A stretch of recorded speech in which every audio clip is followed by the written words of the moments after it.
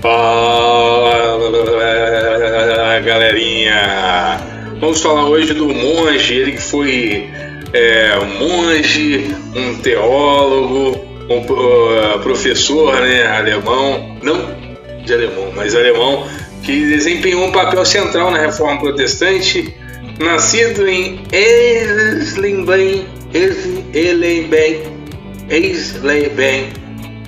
no Sacro Império Germânico, acho que é assim que pronuncia. No Sacro Império Germânico, iniciou seus estudos de direito, mas acabou abandonando para seguir, né, a carreira, se tornar um monge agostiniano. E o ponto de viragem da sua vida aconteceu nas famosas teses, né, deixadas aí na porta da igreja. Ele que criticava principalmente a venda de indulgências da Igreja Católica, questionando aí várias práticas da instituição, e acabou aí influenciando, entre outras coisas, aí, a Reforma Protestante, né?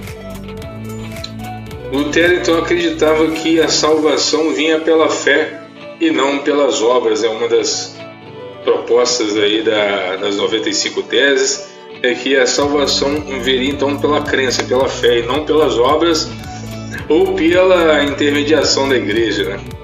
Para solucionar o problema do latim, né? Naquela época não havia ainda uma tradução popular da Bíblia. Ele traduziu a Bíblia para o alemão, tornando acessível então para o povo pudesse ler um pouco a Bíblia, entender, incentivando aí, né, a leitura pessoal das escrituras, incentivando aí, de certa forma, um autodidatismo, né?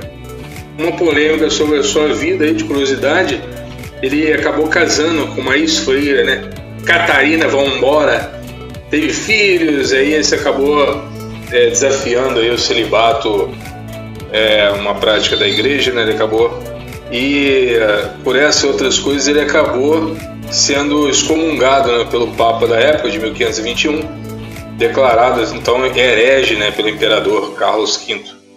Ele que acabou sendo aí considerado o pai de toda essa reforma, né?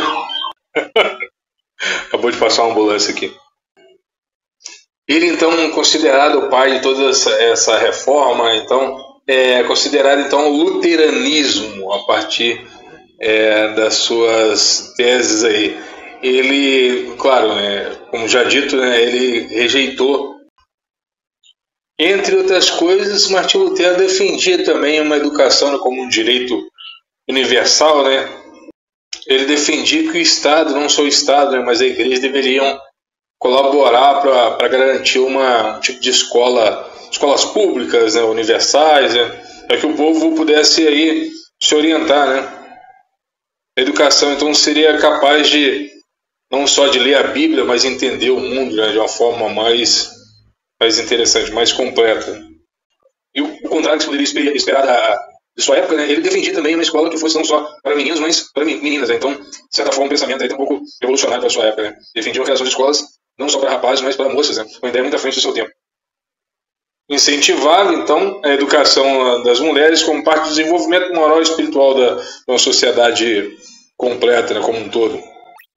Entre seus livros de educação vale a pena lembrar aí, abre aspas, A Nobreza Cristã da Nação Alemã, e um outro chamado Sermão sobre a Obrigação de Enviar Crianças à Escola. E aí nesses dois livros aí eles exortavam os pais, os governantes a investirem, né, na formação das novas gerações. Como curiosidade também vale a pena lembrar que ele escreveu um livro sobre, aparentemente um livro, né, sobre a autoridade secular, né, chama o título do livro Autoridade Secular, escrevendo, né, política, discutindo, né, o papel do governo secular e a sua relação com a fé cristã. Ele apontava então dois reinos, né? O reino de Deus, que seria um reino espiritual governado pela fé, pela palavra de Deus, e o reino do mundo, o temporal, governado pelas autoridades civis para manter a ordem e a justiça no mundo. E aí ele afirmava no livro que os cristãos deveriam então obedecer às autoridades seculares, né? desde que essa não contrariasse a vontade de Deus. Se o governo exigir algo contra a fé cristã, o crente deve resistir. Então, assim, aparentemente evolucionado, mas não, porém, fé cristã, né? Na sua cabeça ele não via, então, o poder político como algo negativo, ao contrário à religião. Pelo contrário, ele acreditava que seria necessário para evitar o caos e proteger, então, os inocentes.